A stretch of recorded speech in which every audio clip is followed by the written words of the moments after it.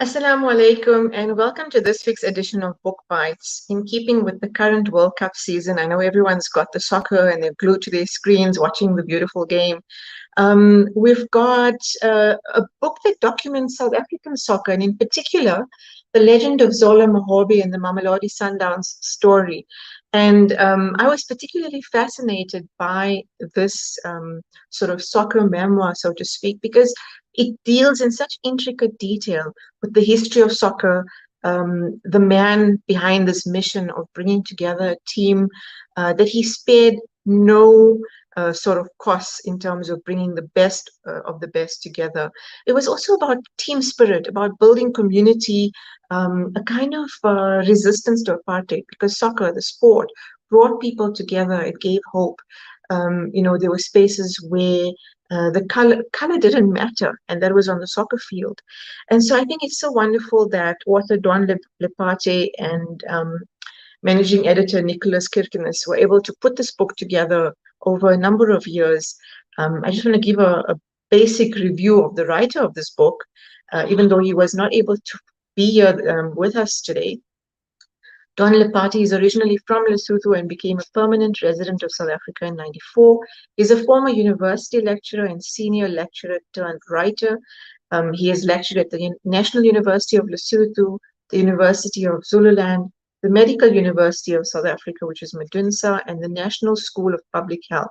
He has a BA Economics and Stats degree from the National University of Lesotho, and then a Master of Science in Maths and Stats from Queen's University School of Graduate Studies and Research in Canada. And what is really fascinating is the kind of love and passion with which this book has been put together, not from just a soccer lover, but from somebody who gave, I think, true essence and gave a sincere sort of regard to the story, the legend that was Zola Mahobe, who grew up in Soweto under difficult circumstances, but rose to be this icon of a person.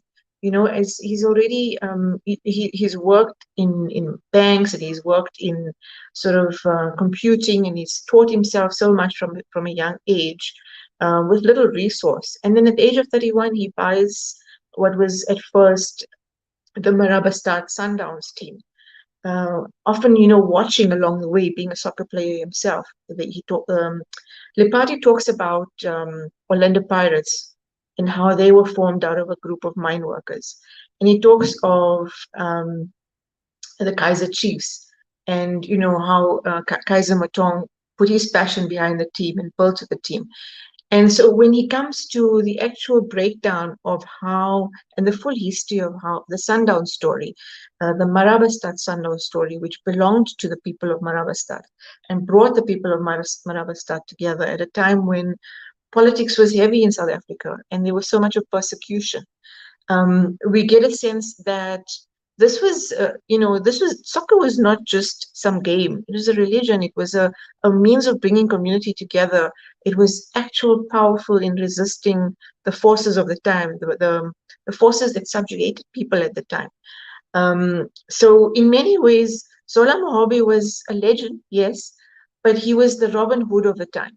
Because one wonders, how does an ordinary, person of color from Soweto in the time that he grew up in suddenly acquire a whole soccer team and able to fund and bring in players at top-notch prices? And what happens is, he says in the book, this book is a portrait of a larger-than-life Sowetan who from humble beginnings turned himself into a jet-setting multi-millionaire by robbing a bank and splashing his loot in full view. I wanted to collect Zola's spirit and bring it home where it belongs, in the hearts of Mamelodi Sundowns supporters, soccer fans, and ordinary South Africans. Zola Mahobe was known as Mr. Cool. He burst onto the soccer scene when he bought Mamelodi Sundowns at age 31, and he appointed the flamboyant Screamer Tshabalala as coach, paying huge sums to attract top players. He grew Sundowns into one of South Africa's leading teams. With his extravagant approach and love of the spotlight, Zola was living large. This was a man quoted as saying that he never traveled without his gun and his lawyer. Zola drove expensive cars. I think at one point he even bought 500 SEL which was difficult to attain in South Africa. He actually had it brought in from Germany for himself. He mingled with A-list celebrities. He bought a racehorse and took the entire team to London for an all-expenses-paid trip to the FA Cup final. He wanted to give it an experience, even though there was a ban from South African sport because of the anti-apartheid movement. He was able to get them to practice play with English teams at the FA Cup final. And how did he accomplish all of this? Zola's mistress or girlfriend at the time, Snowy Mushweshwe, was arrested because she was working in the bank. He taught her how to present certain, credits that would go into false accounts that belonged to them or accounts that belonged to them. And slowly that money developed over time. In this book, Don Lopate tells the insightful and entertaining story of one man who stole from the system to create a team for the people. He laid the foundation for the development and success of Sundowns. And still, as this book reads, I mean, it's the perfect crime, so to speak. But because of the time that it was created, without condoning, and having this kind of sort of moral dilemma of what is right and what is wrong, Zola Mahobe was considered a people's person, the man for the people, who gave something that was almost unattainable at the time. And he was considered, a Robin Hood of the time. He helped a lot of people, put them through school, put groceries on the table of hundreds of Sowetan homes. And Mark Gleason calls it a great South African tale encompassing crime, intrigue, politics, money, and of course, soccer. A must read for any, soccer enthusiast, especially South African soccer enthusiasts. And regarding the fact that we're actually going through a massive soccer season right now. But I want to talk about, just getting into the meat of this book, because as much as this is about following a passion and following a goal, which a young person like him at with far-reaching consequences, because at the time, this was an unattainable goal that he made attainable. He was a legend. He was somebody that the young people looked up to. He was somebody that the gangs wouldn't touch. He was respected in every space that he encountered. But then something happens. This sort of deck of cards starts to fall apart. Because after the London trip, almost immediately he wants to take the team to South America. Because which soccer player doesn't want to play side by side on the field with some of the top players on the South American side? And it starts to fall apart. And he also wants to buy the 500 SEL, and the banks are like, but this doesn't seem right. That money is not available. And it slowly starts to add up, especially because there's somebody who's been watching him and saying, well, this lifestyle doesn't make sense. When it does start to fall apart for him, when the investigations do come up, it's Snowy who takes the fall. It's Snowy who is taken and put into jail because Mahobe is able to leave the country. When he is eventually found, of course, he has to stand trial and he has to spend, his years in the late 80s, around 87, 88. He does make it into jail. But I believe he only spends about 4 or 5 of his, his years of his 15-year sentence. And it's an interesting perspective to have because up till this day, I mean, he does play later on a directorship role until his death in around 2013. He does play a directorship role in the development of Sundowns. Sundowns is undoubtedly, still a magnificent team, a wonderful team under his stewardship and under the stewardship of those who came after him. When Standard Bank took over, when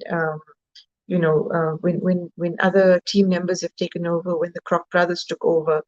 And what eventually happens is you find that there's pure focus on development of this team, which is what is important. And that pure focus is that it doesn't matter that, the team structure around the management has changed. It's that the essence and the goal and the vision for that team remains.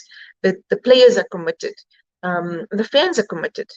Like I said, there's huge commitment around and sort of support for the Sundowns team. And there's a point where I think even Mahobe realizes this. He realizes that he's given up a child who's in good hands when he comes out of jail.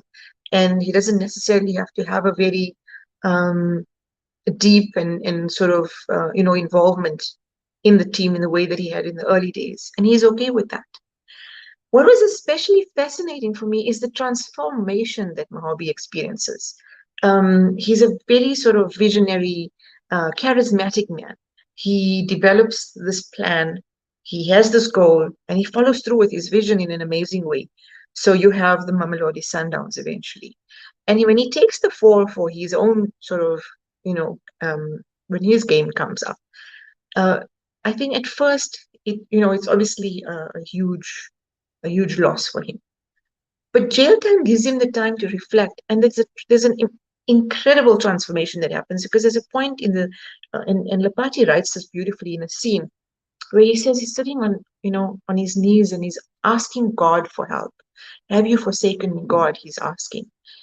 He doesn't give a very clear sense whether Mahobe is of a Christian background, and I'm assuming that he is. But he has this moment, and he looks up, and a man comes up to him and says, Assalamu alaikum wa rahmatullahi wa barakatuh.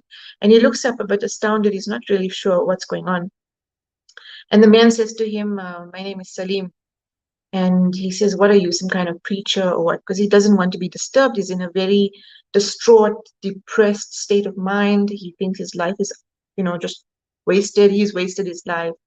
Um, and this man starts to talk to him, and it's a beautiful exchange because he starts to talk to him and he says, God doesn't forsake you. Allah doesn't forsake you. Allah is merciful. We create these situations for ourselves and we find ourselves in them. But Allah doesn't forsake you. And it's an incredible exchange because at first he's a little bit reluctant to listen to this man. He thinks he's disturbing him. But he slowly sort of, this conversation suddenly goes on for hours and they just sit there talking and people walk past them. And every day he starts to meet the Salim, and Salim brings him an English translation of the Quran. And he asks Salim, if you're such a good person, what are you doing in jail? He asks him, you have such a good way about you. You have such a good relationship with Allah. What brings you here into the jail? And Salim says he was from Durban and he came in the Pretoria Central Jail. And he was from Durban and he happened to drive over for the weekend and he happened to be at the wrong place at the wrong time. And he was accused as one of the hitmen in the murder of the Zaida Sabadia trial. And this is what he was doing in jail. But he was not the person. He just happened to drive the same car and he happened to be a man from Durban, and that made the connection. And so Mahobe suddenly feels sorry for him. He says, I'm sitting here feeling sorry for myself, but you've been wrongly incarcerated and you just sitting here. Your family's given up on you. I still get visitors. How can I help you? He's so sort of, and sort of taken by this idea that this man is pleasantly sitting here giving good advice, but he's been wrongly accused. His whole life is going to, spend it here in jail.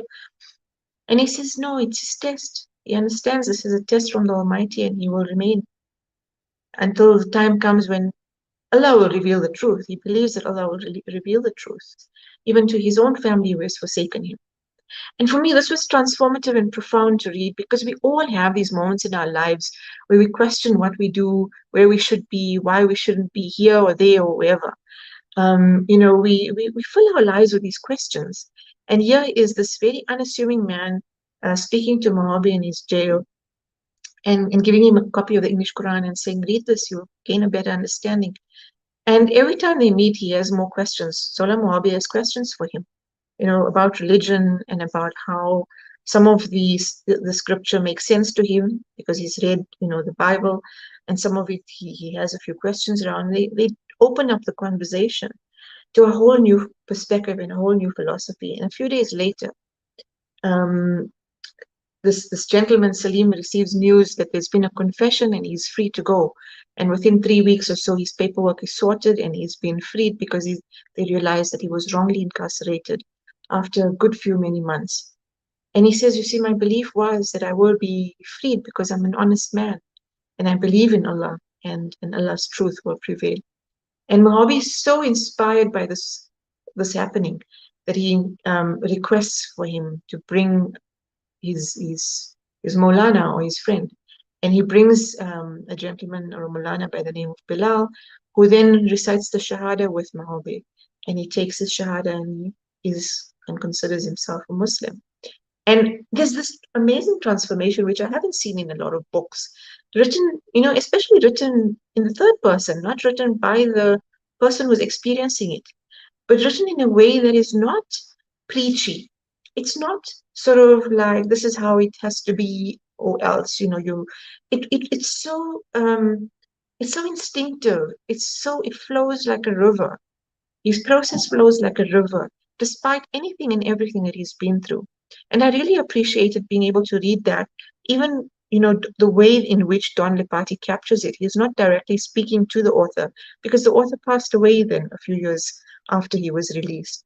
And and I think it's significant that an author is able to capture that almost like in the first person, and give you the sense that you are sitting and watching this conversation, and that you're somebody who has a right to feel angry because he's also treated poorly by the state resources, the apartheid government, and he feels that he's allowing himself and his people to rise above all of that, at a time when it wasn't considered a crime to take what is supposedly yours from white supremacy, or the organs in the state supremacists. And yet he understands that what he did was wrong within a certain context, that taking from the bank was wrong.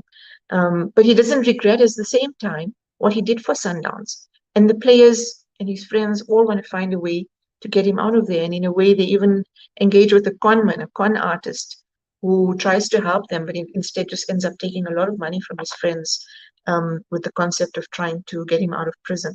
He stay in prison without trying to escape is also part of divine plan. When you see how it works out, what he learns through that process, and how he develops through that process. And when he comes out, he's not able to relate to the people that he knew in the same way, especially with his ex-girlfriend, who's um, become very reserved and angry from her experiences, understandably so. But her experiences have brought out perhaps different, trauma engages us differently in different ways. And and so you see that he comes out, and he also has a deeper sense of, when you have money, all people want to be your friend, and when you come out with this kind of label over your head of being a jailbird or being somebody who has been to jail, there's a different perspective from people treat you at arm's length. A lot of his friends took over his businesses which he had left in their care, and well, there was no way they were going to relinquish it. Obviously, some of these were gotten from ill-gotten means, and they were definitely not going to share. I would have really loved to pick the brain of Don Lepati if we'd had the opportunity to meet him. I know that the book is being launched around the country at the moment, and due to unforeseen circumstances, we were not able to have the author in studio with us. Um, but I do know that this is a book that if you're looking for a gift for anyone this season, the soccer season, male, female, soccer fanatic or not, I'm not a humongous, great soccer fanatic, but I absolutely thought this book was beautiful. It was very engaging in which it was written. It was very easy to get through, but it's a documented soccer history of South Africa. It it pays tribute to so many of the big names, aside from Zola Mahobe, Kaiser Mutong, Irvin Khoza, and many of the others. It talks about people who really, really, you know, I think, yeah, I agree. I agree with the comments. Salim and Bilal were a godsend to Moab. It was an incredible way. And I also don't believe in coincidence. Absolutely. I think that it's so amazing how these things kind of fit together, and these experiences fit together. And without a doubt, Zola Mahobe experienced a spiritual transformation that was for him a form of wealth. And I really believe that, this experience was transformative, not just for him, but for those who encountered him through the rest of his life. Without a doubt, it was transformative for me as a reader. I think that it will bring new perspective to anyone who reads this book, and that's why I highly recommend that you go out and get copies and read this book, because this is documented history. This is social history. This pays tribute to the Krok brothers and the Chiliasses who took on this baby and who grew Sundowns in their own way.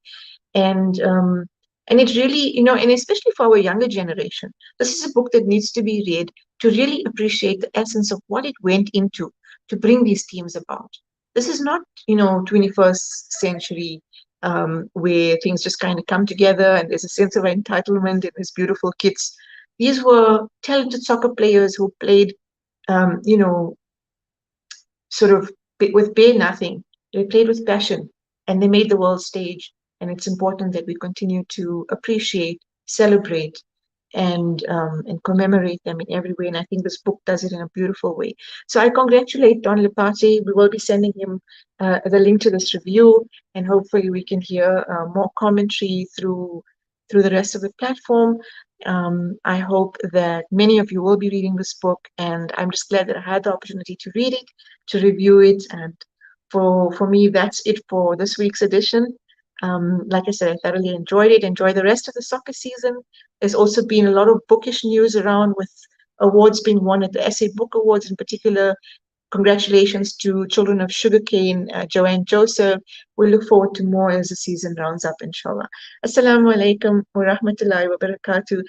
That's it from me from this week's edition of Book Bites on Salam Media.